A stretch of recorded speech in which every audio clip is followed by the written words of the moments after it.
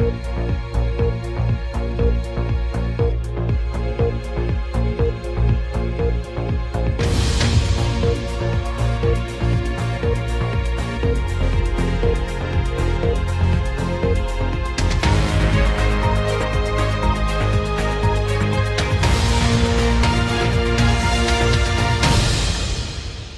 vous remercions d'être venus répondre à notre invitation pour le point de presse que nous prévoyons concernant l'exposition sur la bataille de Samba Sadio qui est prévue du 23 octobre au 31 décembre 2025. Nous remercions M. Sadiq Sall, qui est historien, qui est là présent, M. Alun Ndiaye, qui est conseiller en communication auprès du secrétaire d'État et aussi qui a la division musée et patrimoine immatériel au sein de la direction du patrimoine. Nous avons Emmanuel Cadet qui est la présidente de l'association alternative basée en France, Issa Dia qui travaille avec lui. Ensuite nous avons les jeunes qui sont derrière nous, qui font partie maintenant de l'équipe qui a fait des enquêtes et qui aussi participe au montage de l'exposition qui va être inaugurée le jeudi prochain, le 23. Donc nous sommes au musée régional de Thiès. Comme vous le savez tous, c'est une structure qui émane du ministère de la Culture, mais qui est sous la tutelle de la direction du patrimoine culturel. Et la direction est représentée ici par M. Alun Ndiaye, qui est conseiller en communication auprès du secrétaire d'État. Donc nous remercions d'abord le ministère de la Culture qui nous a soutenus, le cabinet du secrétaire d'État, le directeur général de la Culture, le directeur des Arts et le directeur du patrimoine, M. Omar Badian. Donc nous allons procéder par une présentation. Ma présentation, ensuite on va laisser à Emmanuel Cadet qui va parler maintenant du projet, de son origine. Ensuite, nous allons laisser, pas Emmanuel Cadet, mais Emmanuel Cadet et son équipe. Ensuite, Sadiq Sall, qui est là, qui fait partie de la famille des Ouromadéou, des originaires de Ouromadéou. Ensuite, nous allons donner la parole à M. Alun Ndiaye, qui est conseiller auprès du secrétaire d'État. Et ensuite, nous allons donner la parole aux jeunes qui vont expliquer leur implication dans ce projet. Et voilà. Donc, le musée régional de Thiès, qui est ici depuis les années 75, a une exposition permanente. On voit tout le temps. Depuis les années 75, l'exposition n'a pas varié. Donc nous avons une exposition ethnographique et une exposition sur le chemin de fer. Donc c'est une opportunité que nous avons pour au moins exposer, changer au moins de configuration, au moins varier l'exposition que nous avons par ce projet-là que Emmanuel Cadet va bientôt vous expliquer.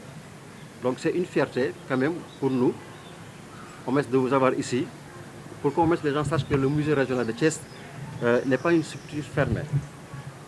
Parce que les expositions, ça coûte cher. Nous n'avons pas un budget qui nous permet maintenant de faire ces expositions-là, mais c'est avec l'appui maintenant du ministère et l'appui de l'association alternative que cette exposition va avoir lieu. Donc sans plus tarder, nous allons donner la parole à Emmanuel Cadet pour qu'elle vienne sur le projet, l'origine et les aboutissants de ce projet-là. Je vais deux mots sur notre association. Donc on est une association française agréée jeunesse et éducation populaire qui depuis 2012 travaille sur un programme qui s'appelle Zone de contact objet d'ailleurs, qui vise en fait à permettre à des jeunes, surtout issus de la diaspora africaine en France au départ, de s'approprier l'histoire de l'acquisition de collections africaines qui sont dans les musées et de les travailler et d'enquêter dessus. Donc on a été cité dans le rapport Savoie-Sarr sur la question de la restitution qui date de 2018 comme une des associations importantes qui travaillent sur ce sujet-là en France. Et depuis 2019, nous travaillons en associant des jeunes du Sénégal via le biais notamment du lycée ICS Taïba de Mboro, et nous avons comme ça conduit différents projets.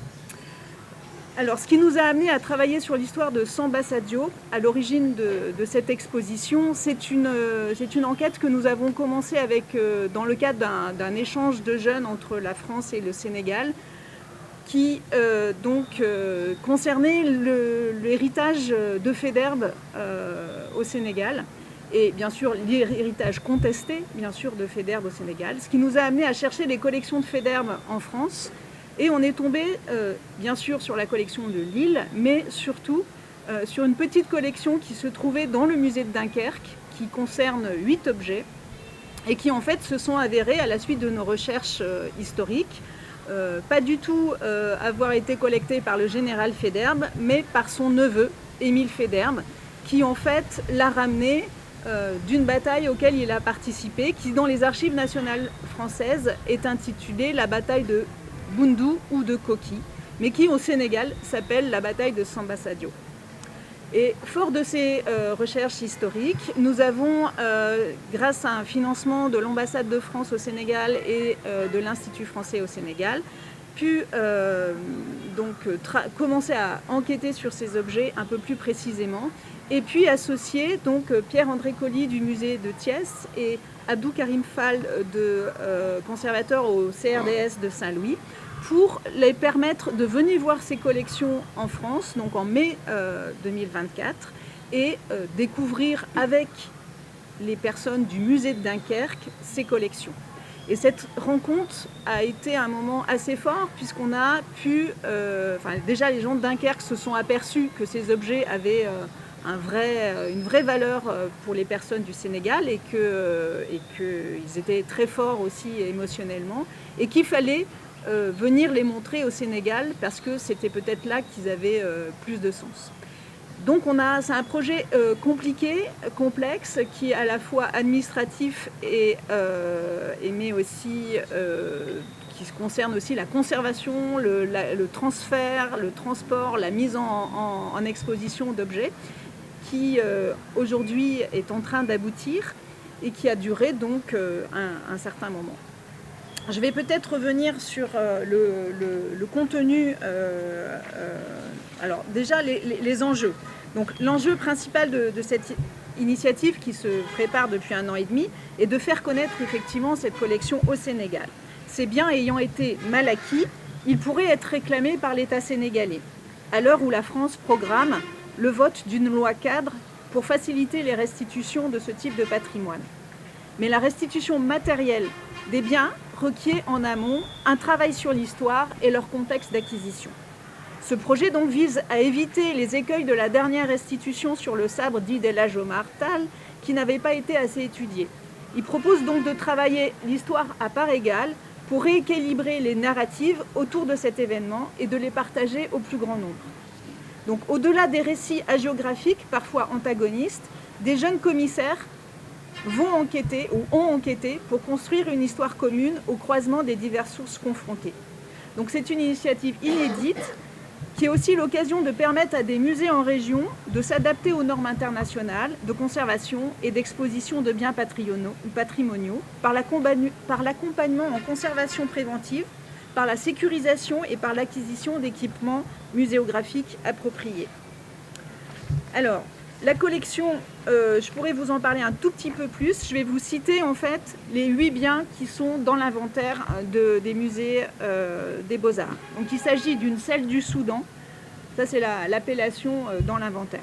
Une planchette pour apprendre à lire le Coran aux enfants, un sac à balles, un marteau, un porte-monnaie renfermant un papier sur lequel sont inscrits les versets du Coran, un sac à balles, un collier d'amulettes de guerre, bride et mort du Soudan.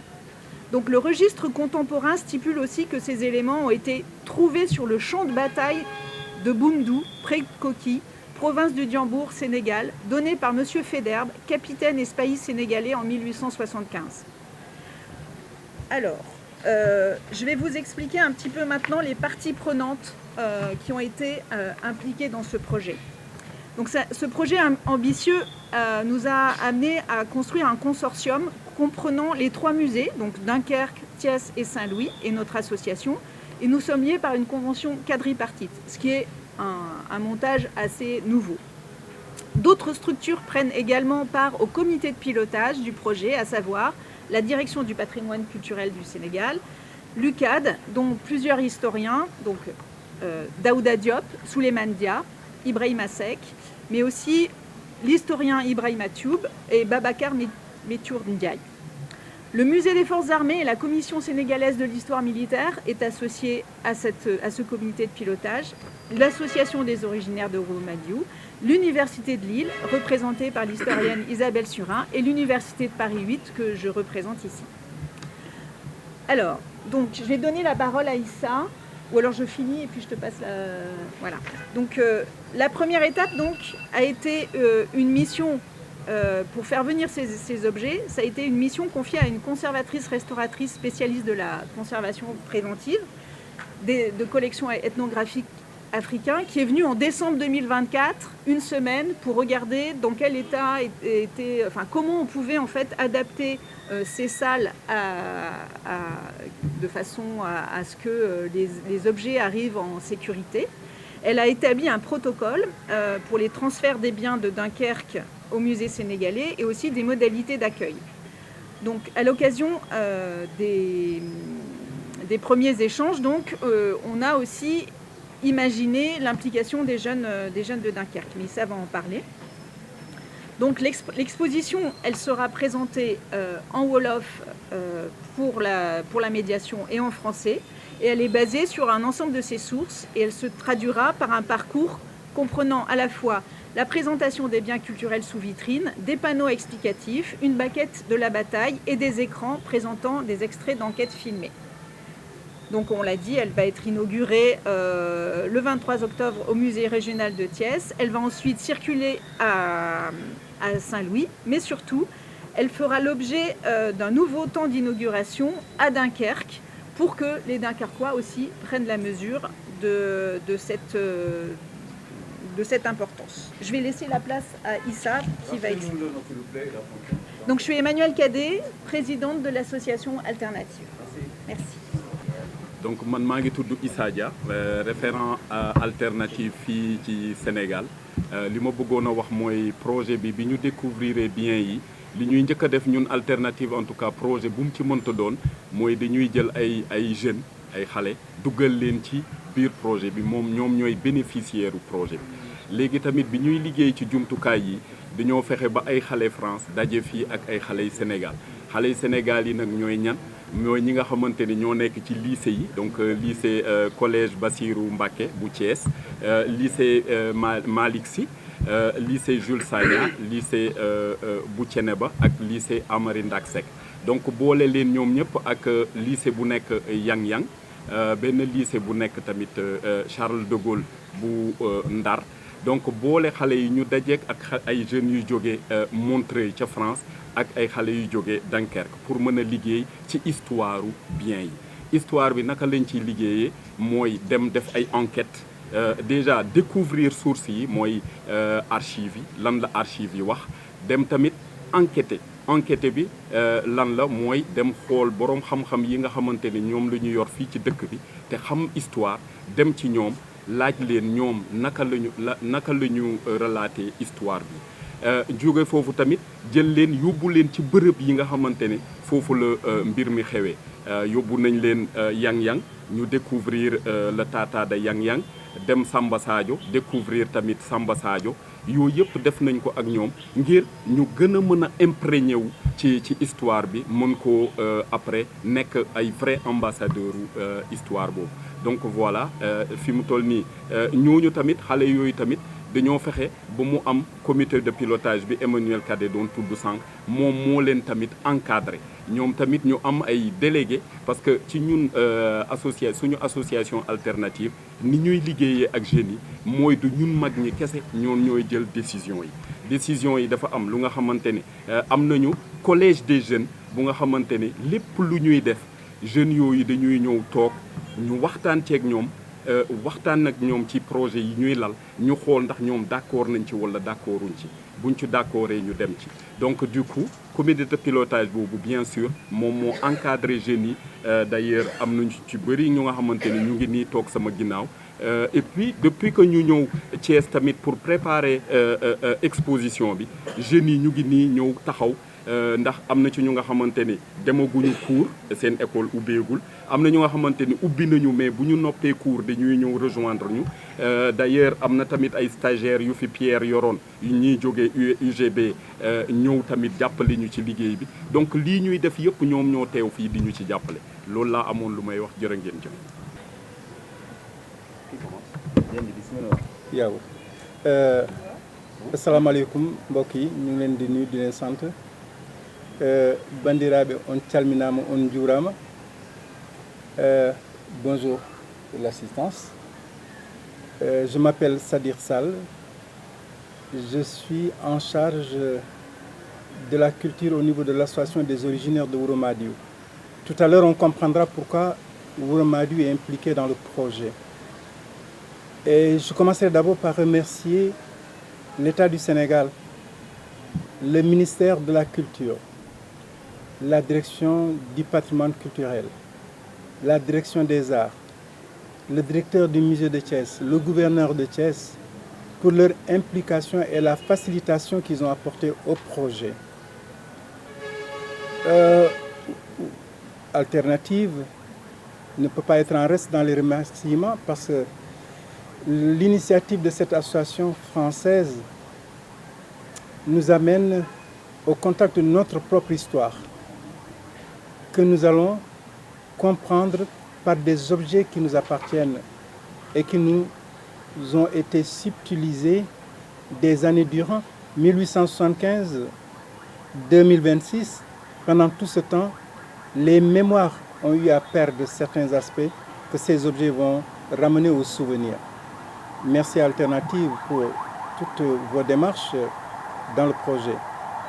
Merci d'avoir associé Wuro Madiou, un lieu dit qui est à côté de Podor, qui n'est pas tellement dans les mémoires, alors que son épopée a marqué l'histoire de la Tijania au Sénégal. Pourquoi? Parce que le fondateur de Wuro Madiou, Ahmadou Hammet Ba, a eu, et qui est compagnon de El Hadj Omar, aussi bien à l'école de Pire que dans les études dans les Zaouïas Mour, donc de Mauritanie. Ce compagnon donc a eu à porter le flambeau ici au Sénégal et avec sa famille a procédé à la dissémination de la Tijania au Sénégal en commençant par le Waalo. Voilà pourquoi beaucoup de sites du Waalo sont de la famille de Wuro Madiou et de l'obédience madianké, autant au Kayor. Thiénaba était d'abord au Kayor. Et Thiénaba Seck, comme beaucoup de lieux, ont été créés, ont fait des foyers à l'issue de la bataille de Samba Sadio. Je voudrais dire que seulement cette bataille-là est un moment de rupture. Cheikh Amadou Ba, le fils de Amadou Hammet, a eu à combattre aussi bien les Tchèdos du Sénégal, au centre même du Sénégal, en s'emparant de Koki, en s'emparant du Djolof, à être d'abord alliés de Lat Dior au Kayor, à la bataille de Mékhé. Ensuite, ils sont devenus, disons, bataille de Risso. Ils sont devenus ensuite des adversaires et ils se sont affrontés à Samba Sadio, où d'un côté on a Amadou Cheikhou et ses alliés que sont Thiénaba, que sont Serigne Ngaye et d'autres marabouts qui sont venus rejoindre la coalition madianké. Abdoul Bokar Kane était déjà reparti au Bosséa. Sidia Diop du Waalo était reparti pour des affaires urgentes au Waalo. Et donc, il lui a manqué ces deux forces, de sorte que Samba Sadio a été une hécatombe. Et c'est un moment de rupture parce qu'à partir de ce moment, le cheikh ayant disparu lors de cette bataille, Ahmad Cheikhou a disparu, et il y a eu une sorte d'inflexion. On est allé en direction de l'éducation, l'enseignement coranique au niveau des foyers qui sont implantés, dont je parlais. Je suis étudiante en master en gestion du patrimoine et des institutions culturelles. Et j'ai l'honneur de faire partie des jeunes qui ont participé à ce projet. Donc, je remercie d'abord M. Colli, qui nous a impliqués dans ce projet, également Emmanuel et Issa, qui nous ont fait participer à ce grand projet.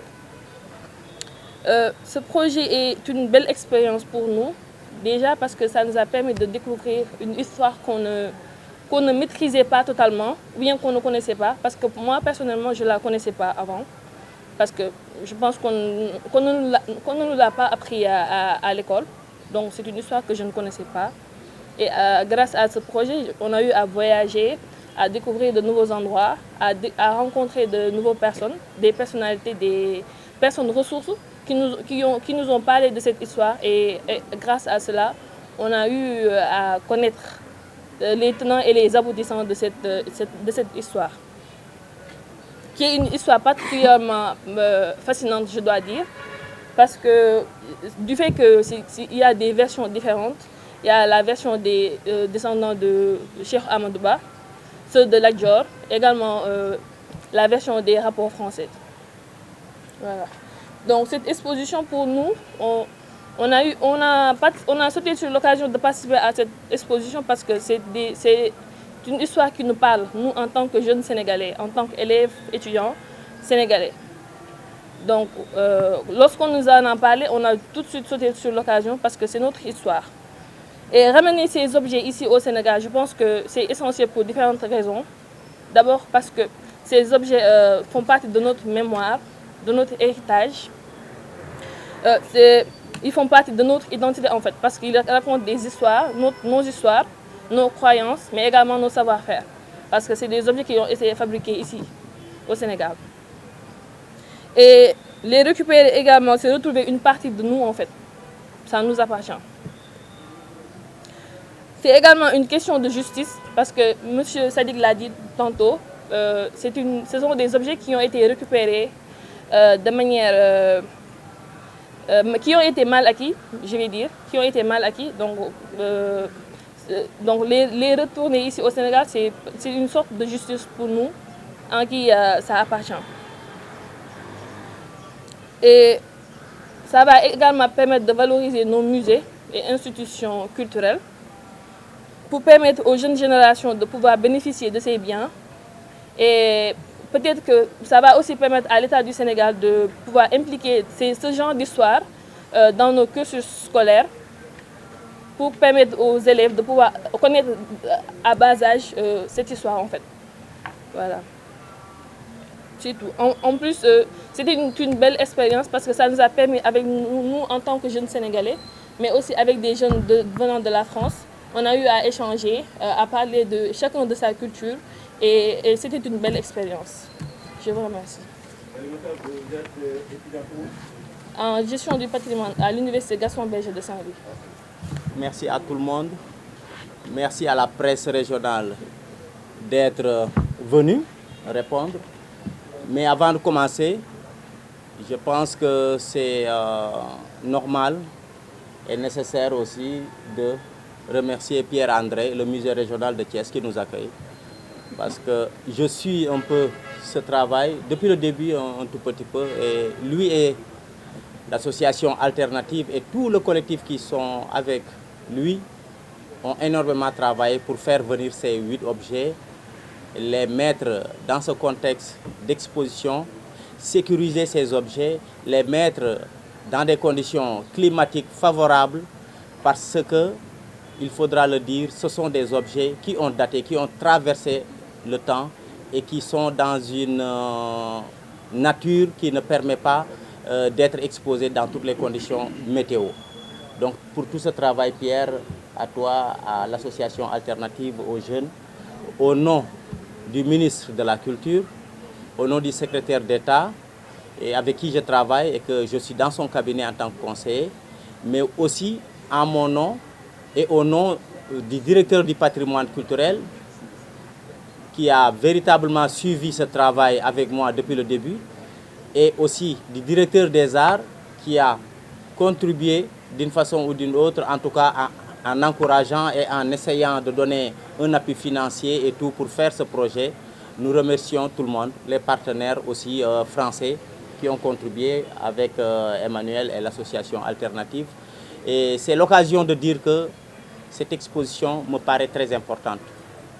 Tout ce que je peux dire aujourd'hui sur cette expo, ça pouvait prendre énormément de temps, mais je vais vraiment résumer, vu le temps et vu aussi que les choses ont tiré en longueur.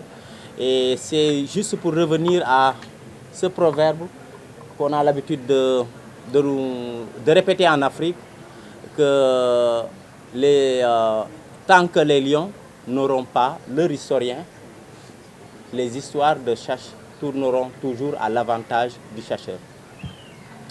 Donc le fait de faire venir ces objets, d'impliquer des jeunes africains, des Sénégalais, des gens qui sont là pour apporter d'autres récits, des narratifs complémentaires à d'autres narratifs évidemment, parce que ces objets sont aussi des objets témoins d'une histoire militaire, d'une histoire de coopération, de rencontres, d'une histoire religieuse aussi, parce que Sadiq l'a très bien expliqué ici.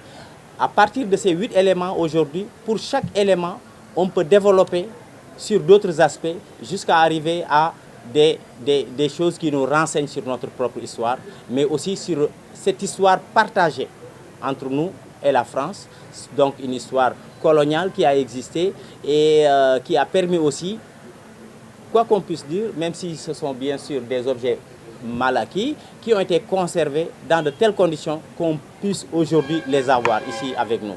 Et nous tenons aussi à remplir les mêmes conditions pour que ces objets restent, soient vus par tous les Sénégalais, que ce soit ici à Thiès, à Saint-Louis, et que le maximum de jeunes en profitent, et que ceux qui savent apportent les discours et les narratifs pour témoigner de cette histoire qui nous concerne.